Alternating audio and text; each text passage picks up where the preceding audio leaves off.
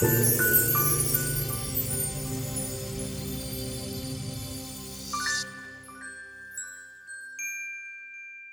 everyone, this is Lomi, and today we're going over some prep work for making wigs.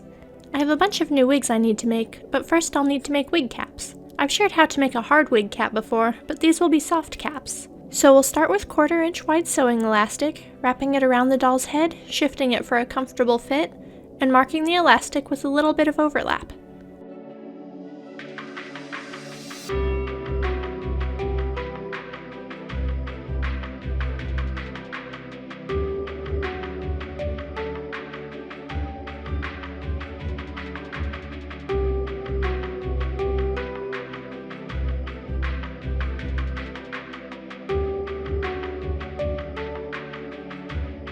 Once it's marked and cut, I sew the elastic band together to make the edge of the wig cap.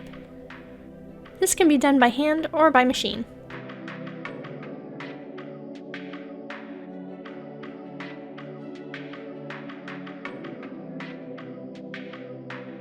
Then we'll need our stretchy cap fabric. Lots of wig companies use spandex power mesh. I'm using elastic lace, but as long as it's stretchy, it'll work. I could even use a stretchy knit fabric, like jersey, or the material I used for the base of Faral's dress.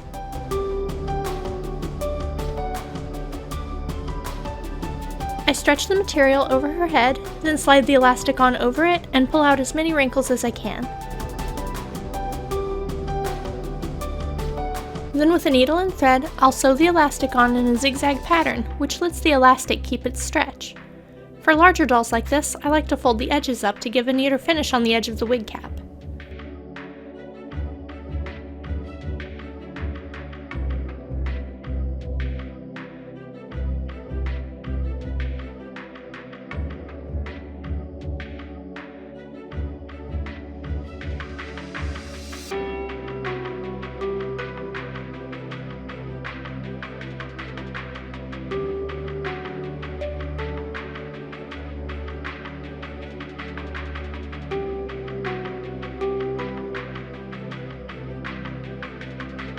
Once it's all sewn, I cut the extra fabric away.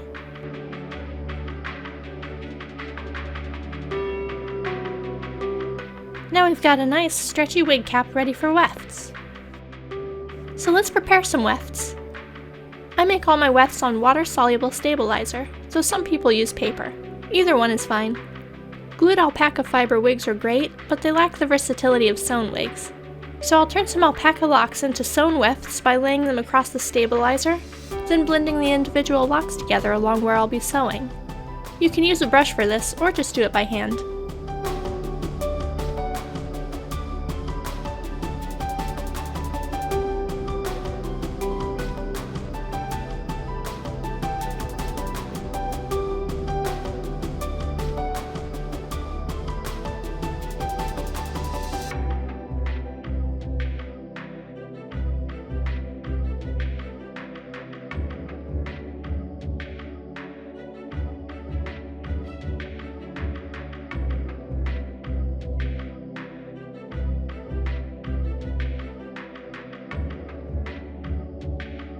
Then using a very small stitch, I sew the locks to the stabilizer, about an inch from the top.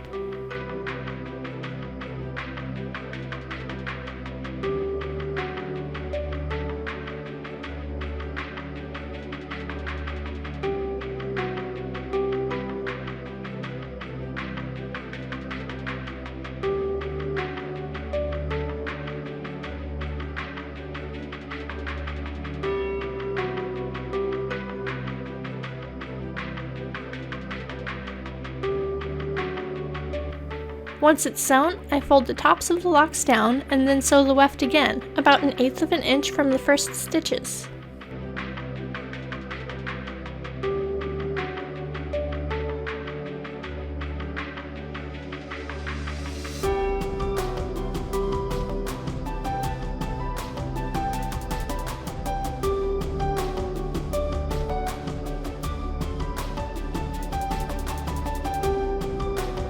Now that they're anchored, we'll add stability to keep the fibers from pulling out of the weft.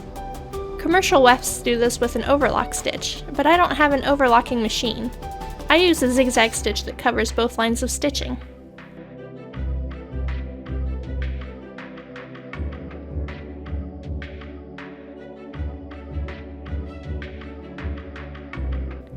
it'll look something like this.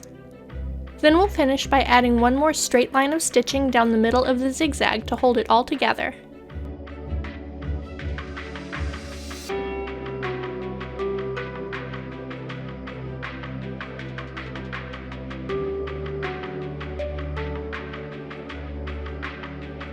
Once that's done, we can tear away the stabilizer and soak the wefts in warm water to melt whatever is left in the seam.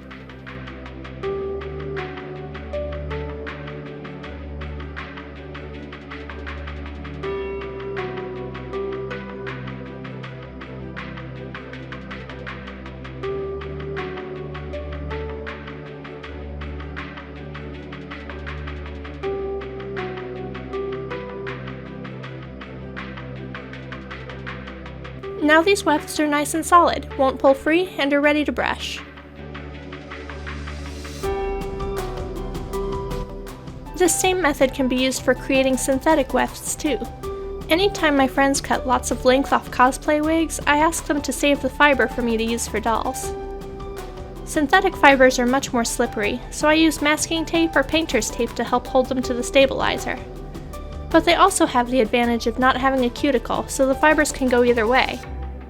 I make synthetic wefts by centering the fibers on the stabilizer, so I'm sewing right down the middle instead of just a bit from the top. The hair will shift a bit while you sew, so even with the tape you'll need to smooth it as you go. But the steps are all the same. Run the initial stitches, then fold the hair down and sew about 1/8 of an inch from the first seam.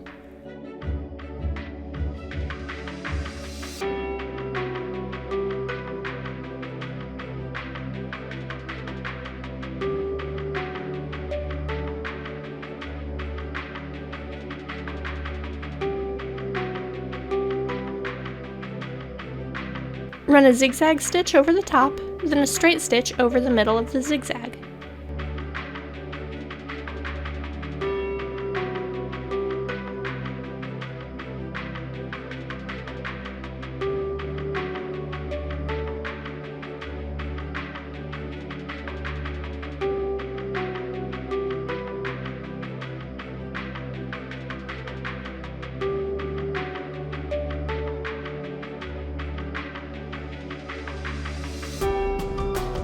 After I pull the stabilizer off the weft, I trim some threads, then trim the bottom of the weft to make it roughly the same length.